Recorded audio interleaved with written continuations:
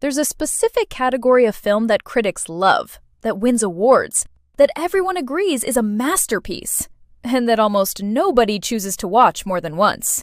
Not because they're bad, because they work exactly as intended. They ask something of you emotionally that most films don't dare ask. And once you've paid that price, going back and paying it again feels less like entertainment and more like something you'd need to prepare for the way you'd prepare for genuinely bad news. I'm not going to tell you how any of these ends.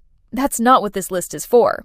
I'm going to tell you why they hurt, what specific choice, what specific performance, what specific piece of craft makes each one land like a fist you never see coming. Today, 15 films like that. All of them extraordinary. All of them, for most people, a once-in-a-lifetime watch. Ranked. Let's go. Number 15. 21 Grams. 3 Strangers. A mathematician with a failing heart, a woman rebuilding her life after addiction, and a former convict trying to hold on to a fragile new faith. Their lives are connected by a single event, and the film refuses to tell you what that event actually is until it's ready. Alejandro González Iñárritu directed this with a fractured, non-chronological structure, scenes arranged not by when they happened, but by emotional weight, so you're piecing together cause and consequence out of order, often understanding the grief in a scene long before you understand what caused it. Naomi Watts and Benicio del Toro both earned Academy Award nominations for their performances, and alongside Sean Penn's equally committed turn, what makes the film so difficult to revisit is how completely all 3 actors commit to unglamorous, unresolved suffering. No character arc bending toward closure, just people trying to keep functioning inside grief that doesn't organize itself neatly. The title itself refers to a real, discredited theory about the weight of the human soul at the moment of death, and the film uses that as a genuine question rather than a gimmick. This is a puzzle box built entirely out of loss. Solving it doesn't make it hurt less. Number 14. The Road.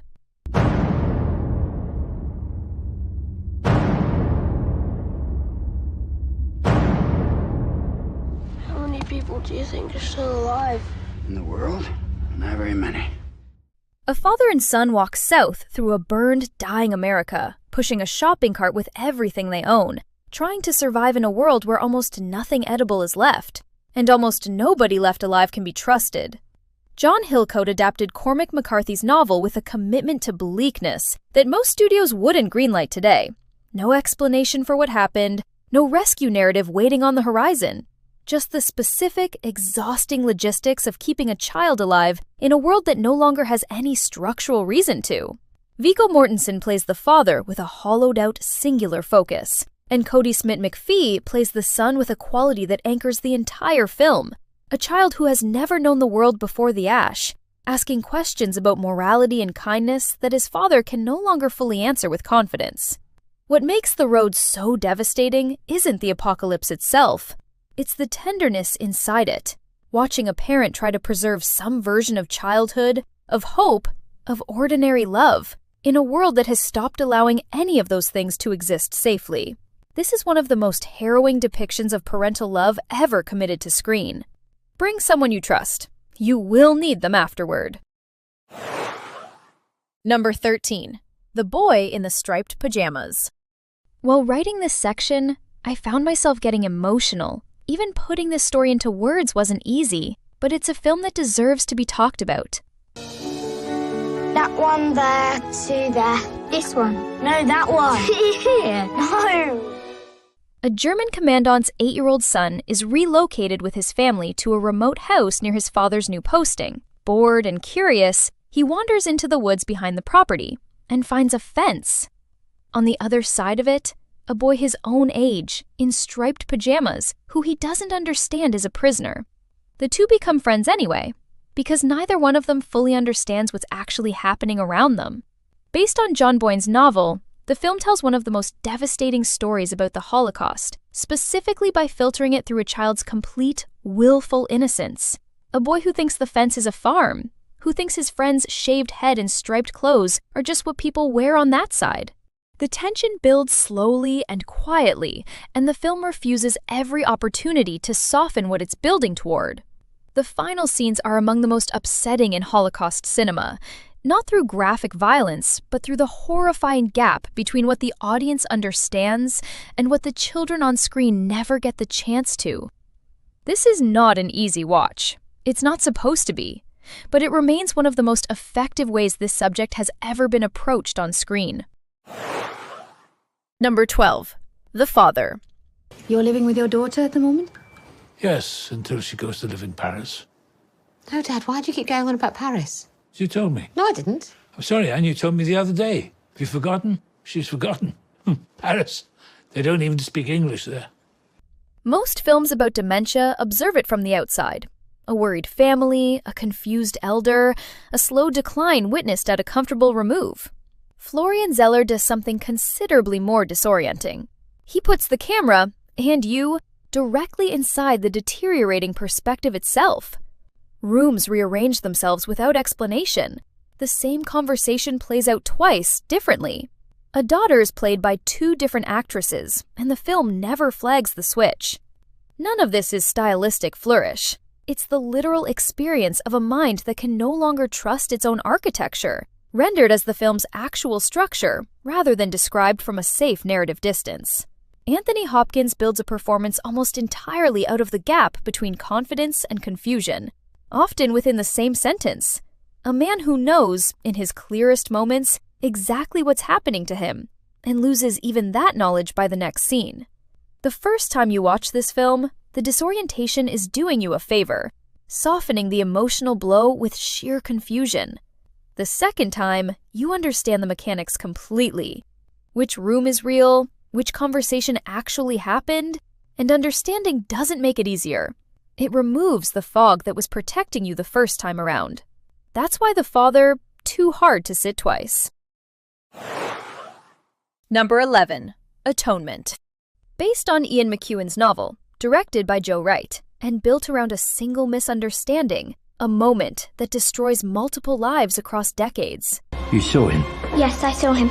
I know it was him. You know it was him? I saw him with my own eyes. I love you. Come back to me.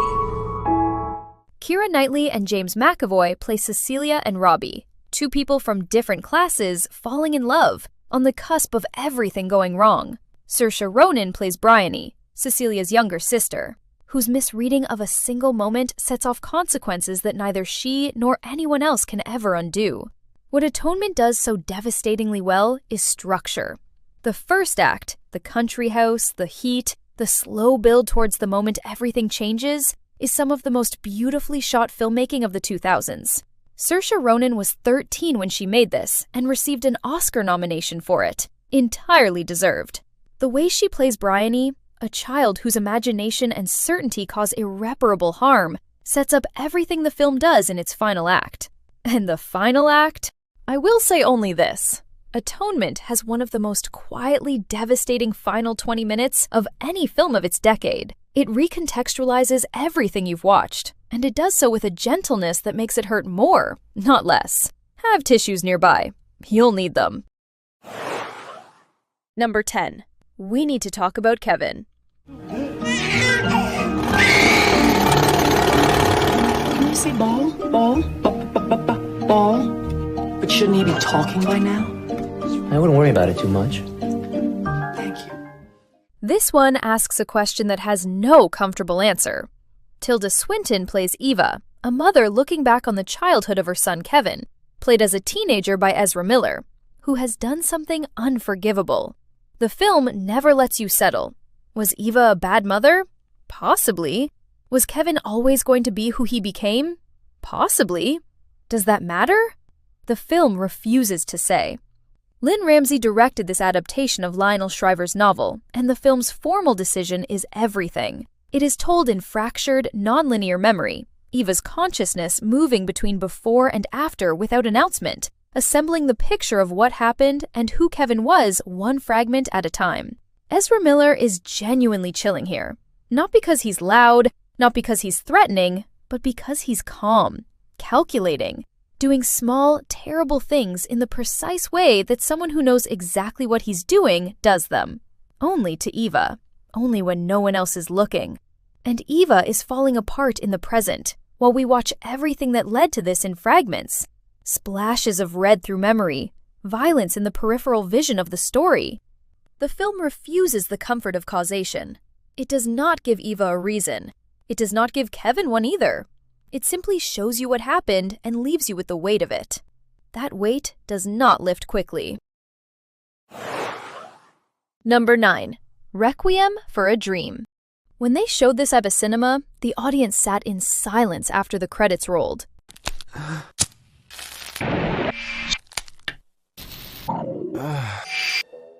Darren Aronofsky follows 4 people in Coney Island, each of them chasing something. A dream, an escape, a reason. Each of them was destroyed by one thing: addiction.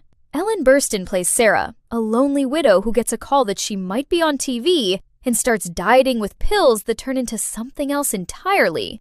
And her disintegration across this film is some of the finest acting in cinema history. Her son Harry and his friends are heroin addicts, moving between supply and debt. And the film tracks all 4 of them across a single year, from summer into winter, as everything they have is consumed by what they need.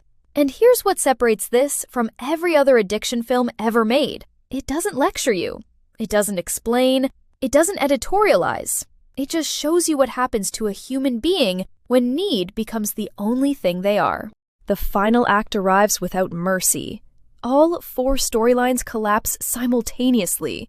Jump cuts, split screens, the Clint Mansell score turning inside out, and by the end of it, every one of these people is in a kind of hell that started as a dream.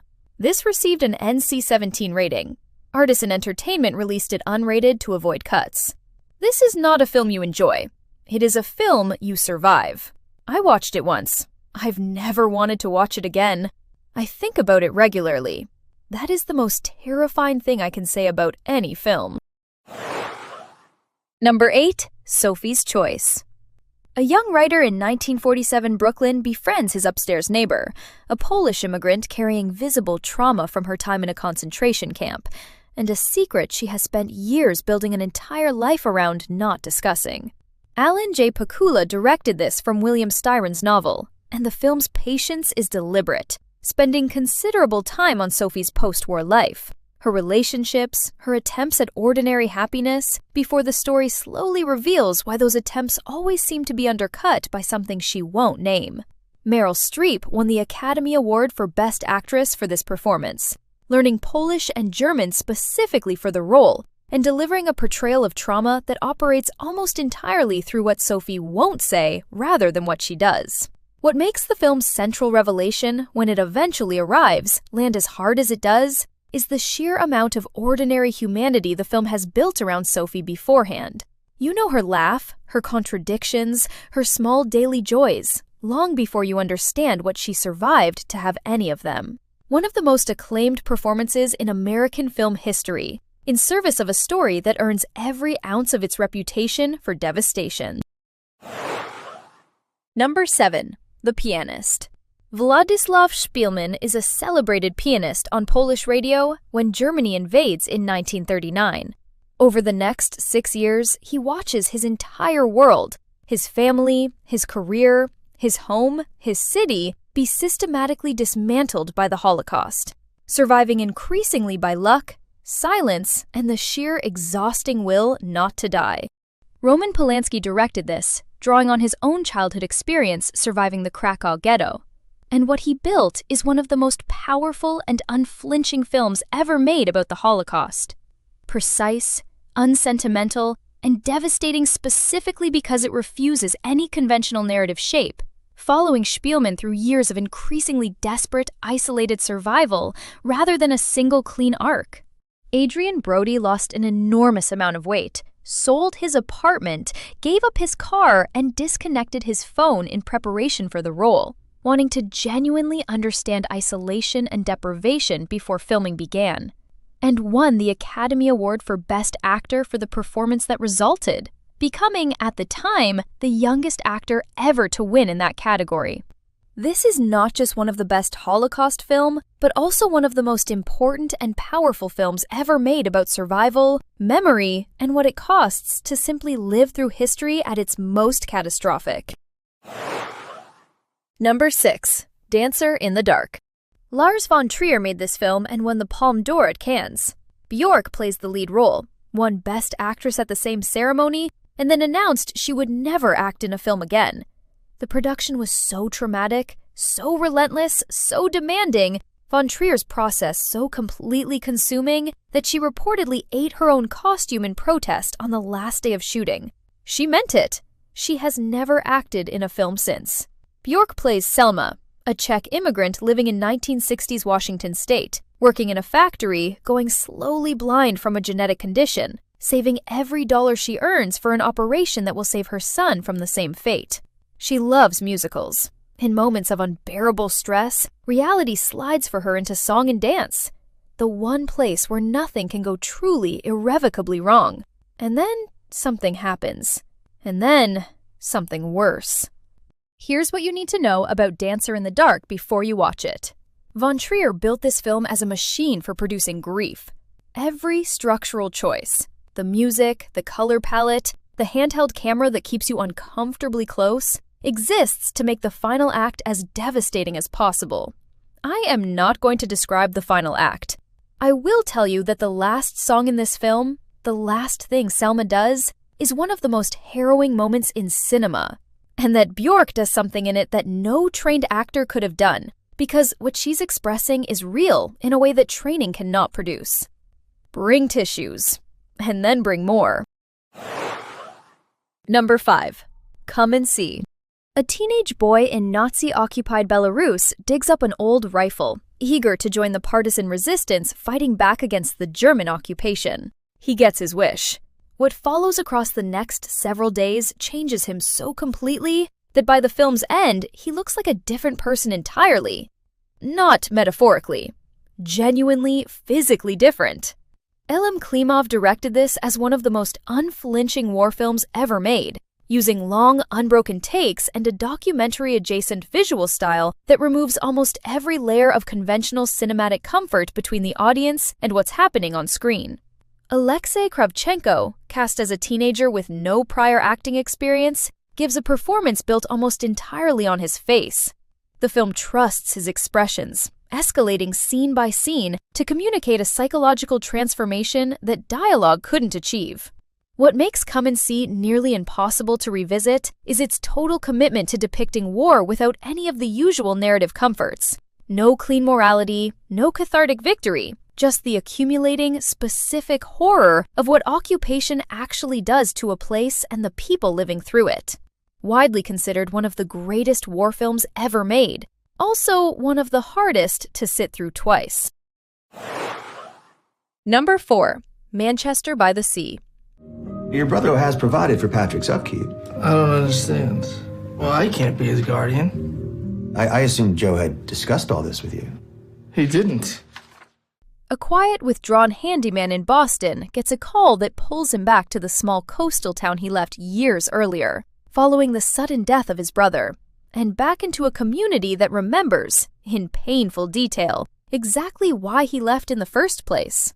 Kenneth Lonergan wrote and directed this with a patient, unhurried structure, grief unfolding not as a single dramatic event, but as an ongoing, exhausting condition that the film refuses to resolve into anything resembling closure. Casey Affleck won the Academy Award for Best Actor for a performance built almost entirely on restraint, a man who has trained himself out of necessity to feel as little as possible, and whose occasional cracks land with devastating force, precisely because they're so rare.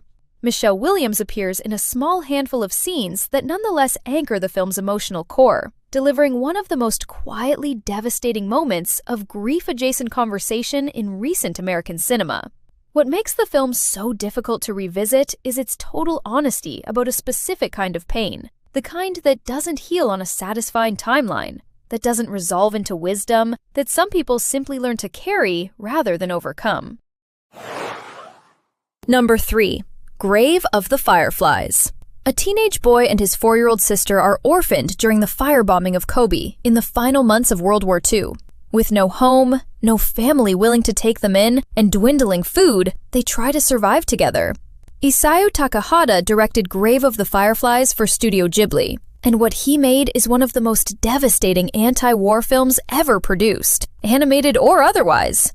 A film that refuses every sentimentalizing convention that stories about children in wartime usually reach for. The film opens by telling you directly how the story ends. It then spends its remaining runtime showing you, in unbearable, patient detail, exactly how two children arrive at that ending. The small indignities of hunger, the specific cruelty of relatives who have nothing to spare, the fireflies Setsuko catches at night that become, in the film's most quietly devastating visual motif, a fragile, temporary source of light and beauty inside genuine horror. Takahata insisted the film not be read as simple wartime tragedy, but as a story about two children failed, specifically by the adults and institutions around them. A more complicated and more damning argument than pure anti-war sentiment alone. This is not a film for children, despite its animated format.